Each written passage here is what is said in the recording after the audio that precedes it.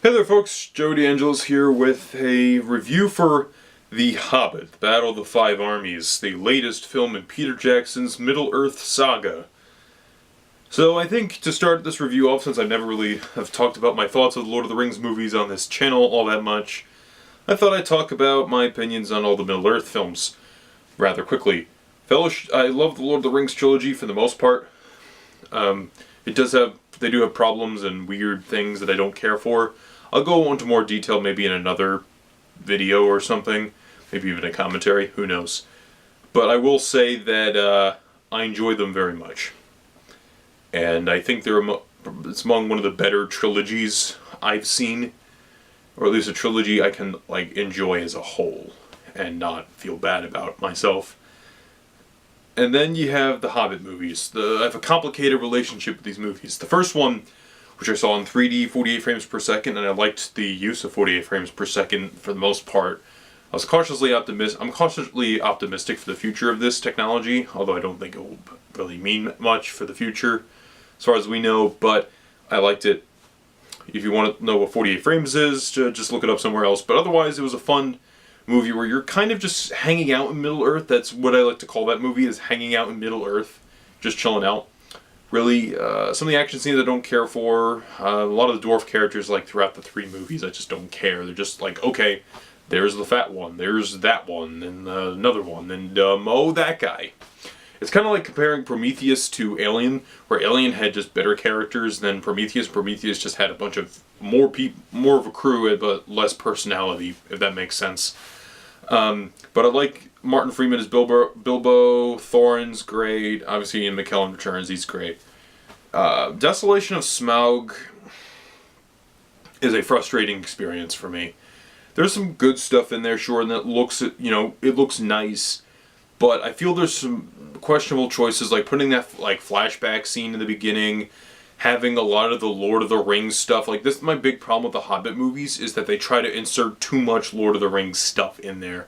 And when I tell that to people, they don't quite get it, because they think, well, you're trying to stay within the universe. I understand that. But at the same time, your focus is supposed to be on this core storyline. It's kind of it's literally with the Thanos scene in Guardians of the Galaxy. It takes away from the main story. It would be one thing if it was just a throwaway line or something. That's my son Gimli. That's not the end of the world. But when you throw in Legolas for no reason, and then you just have all this other nonsense about oh my god, the necromancer, ah! And then throw in Radagast the Brown for no reason. Really? Just no reason at all. He's like the Jar Jar Binks of this franchise. You just really start to question things. But in both Unexpected Journey and Desolation of Smaug, the best scene involves Martin Freeman as Bilbo talking to a motion capture creature. In the first one, it was the appearance of Gollum by the magnificent Andy Serkis. And then in the second movie, it's Benedict Cumberbatch as Smaug. And Smaug is an impressive creature, I would have to say. And it's really funny how we think about dragons all the time, but we haven't had a really awesome dragon on the big screen. I think Smaug is pretty awesome. And it's one of the more convincing talking animals, if you will.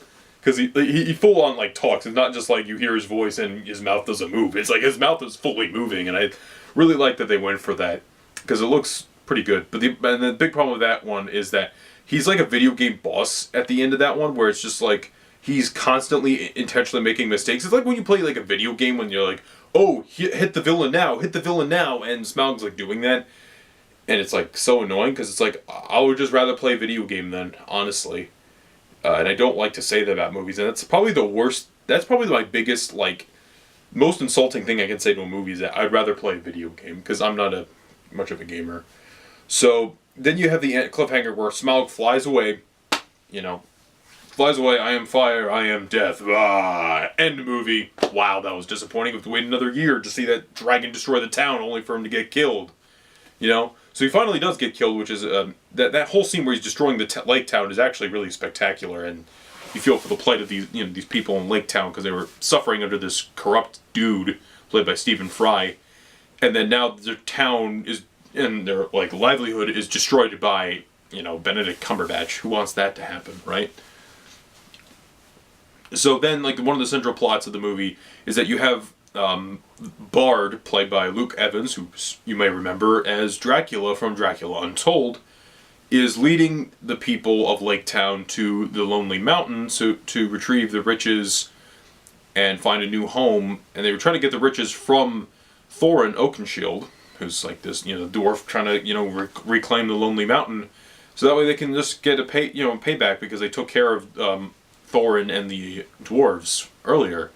So, and then the whole conflict arises. You have the elves that go in because they're looking for something. You have the orcs that come in. You have all this other stuff comes in. A lot of the movie is fighting, which is actually to the movie's benefit because some of the fight scenes are spectacular. There really is some nice hand-to-hand, like, sword combat in the movie. You have, like, armies charging into each other, arrows. You have dwarves all over the place, elves jumping over dwarves. All this cool stuff happening.